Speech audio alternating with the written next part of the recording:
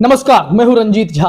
कांग्रेस ने अब राहुल गांधी पर उल्टी सीधी टिप्पणी करने वाले भाजपाइयों को और गोदी पत्रकारों को उन्हीं की भाषा में मुंहतोड़ जवाब देना शुरू कर दिया है। साथ ही साथ उन पर शिकंजा कसना भी शुरू कर दिया है, बड़ी कार्रवाई कर दी है। जो लोग यह सोचकर बेफिक्र हो रहे थे कि कांग्रेस उनका क्या बिगाड़ लेगी, उन लोगों पर कांग्रेस की ताकतवर लीगल टीम ने शिकंजा कसना शुरू कर दिया है। उन लोगों को भी अब नोटिस मिलने लगा है।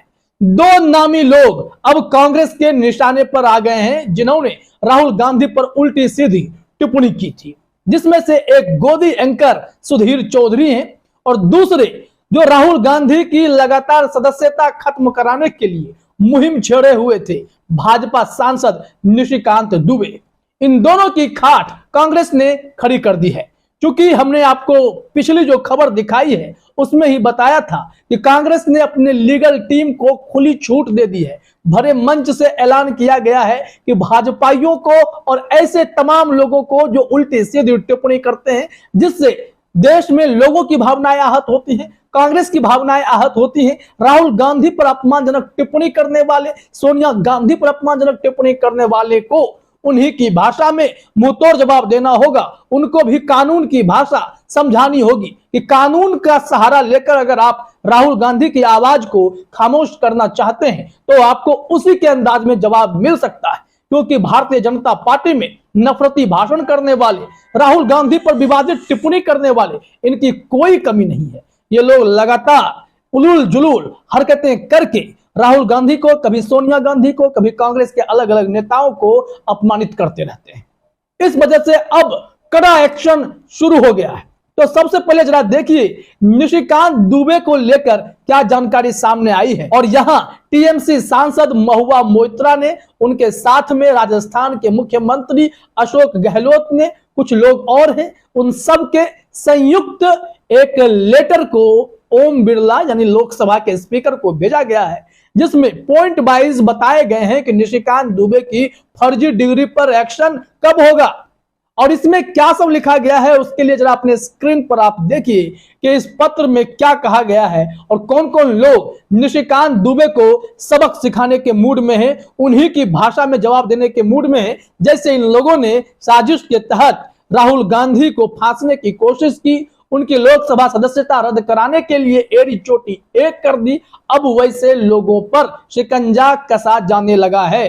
जरा अपने स्क्रीन पर देखिए महुआ मोइत्रा ने क्या शेयर किया है और पत्र में भी क्या लिखा गया है। महुआ ने लिखा, lying on affidavit is criminal offence, faking documents is criminal offence, waiting to see how quickly Lok Sabha secretariat acts on this issues given its hot-footed actions on Friday, or will it be different strokes for different folks?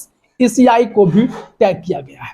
इन्होंने जो पत्र लिखा है, जो letter में जानकारी दी है निशिकांत दुबे के फर्जीवाड़े को लेकर, वो भी हम आपको बता रहे हैं। लेकिन इसमें कहा गया है कि एफिडेविट में झूठ बोलना क्रिमिनल ऑफेंस है, साथ ही साथ फर्जी डॉक्यूमेंट लगाना वो भी क्रिमिनल ऑफेंस है। साथ ही साथ उन्होंने कहा है कि देखना तो अब यह है कि जिस त्वरित गति से राहुल गांधी के मामले में कार्रवाई हुई, क्या निशिकांत दुबे के मामले में भी उसी गति से एक्शन हो पाएगा, इसका इंतजार रहेगा। और उन्होंने लोकसभा सेक्रेटेरिएट को और ईसीआई को, इलेक्शन कमीशन को भी ट्वीट कर दिया है।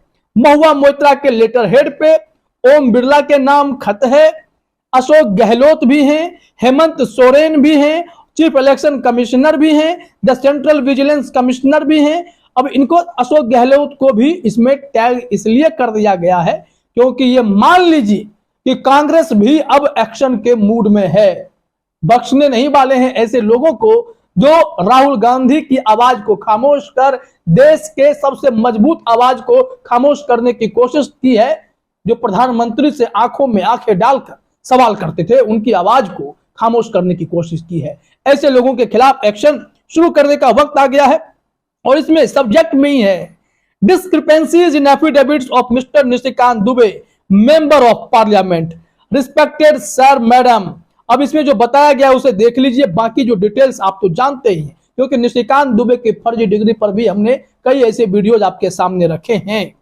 इसमें लिखा हुआ है कि there are serious discrepancies in the affidavits filed by Mr. Nishikant Dubey which call for an immediate investigation and action to be taken. Upon scrutiny, one will find that falsification of data is not an act of omission but is an act of commission that has been repeated. It is also clear that returning officers accepting such affidavits must be taken to task.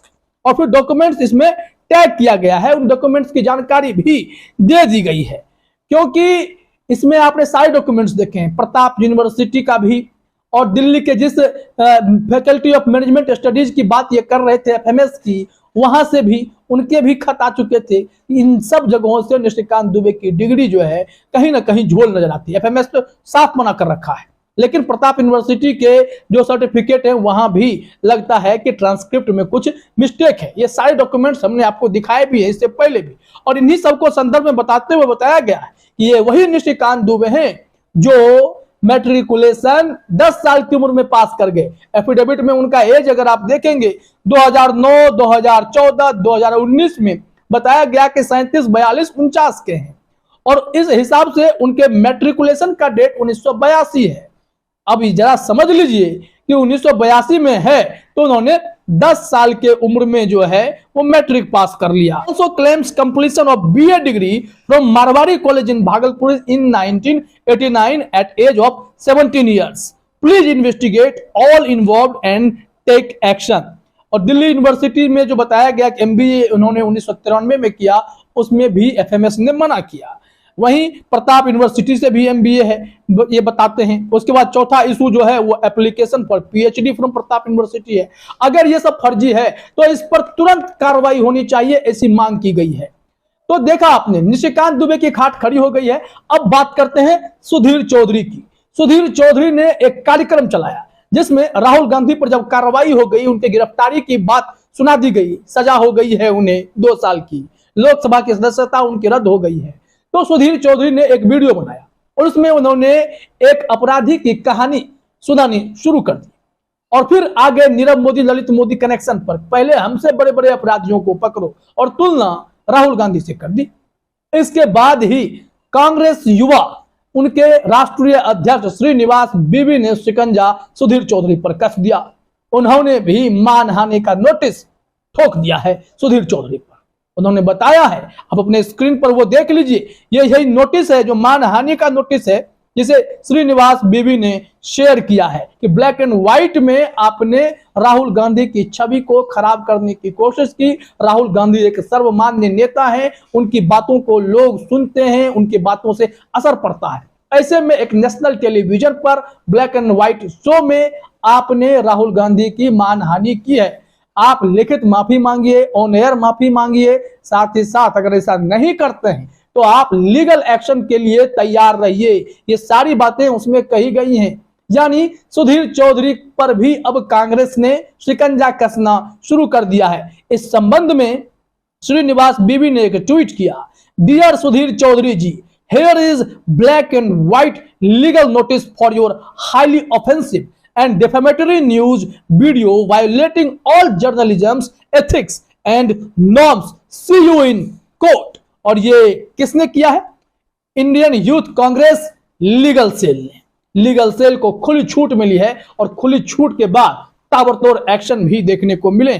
मतलब black and white को जो है legal notice भेजकर श्रीनिवास बीवी ने कहा कि आपने highly offensive defamatory news video बनाए हैं अपने ब्लैक एंड व्हाइट शो में, अब हम आपको कोर्ट में देखेंगे। राहुल गांधी पर आपने इस तरीके की टिप्पणी की। और आपको बता दें कि श्रीनिवास बीवी ने पहले ही चेतावनी सुधीर चौधरी को दी थी। वो ट्वीट भी अपने स्क्रीन पर देखिए। इसमें कहा जा रहा है, पत्रकारिता के पेशे को बदनाम करने के लिए पहले भी तिहाड़ में अच्छा खासा समय बिता चुके सुधीर चौधरी जी, इस घटिया पत्रकारिता और हमारे नेताओं की छवि को धूमिल करने वाले मनगढ़ंत आरोपों के खिलाफ कानूनी कार्यवाही के लिए तैयार रहें। अब सुधीर चौधरी के ऊपर भी एक्शन का खतरा मंडरा रहा है।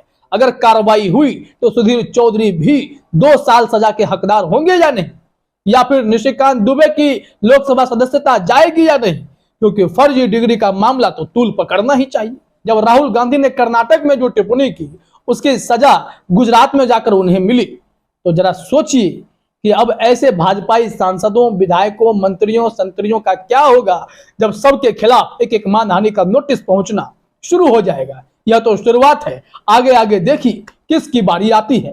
फिलहाल इस वीडियो में इतना ही। आप सभी का हमसे जुड़ने के लिए बहुत बहुत धन्यवाद।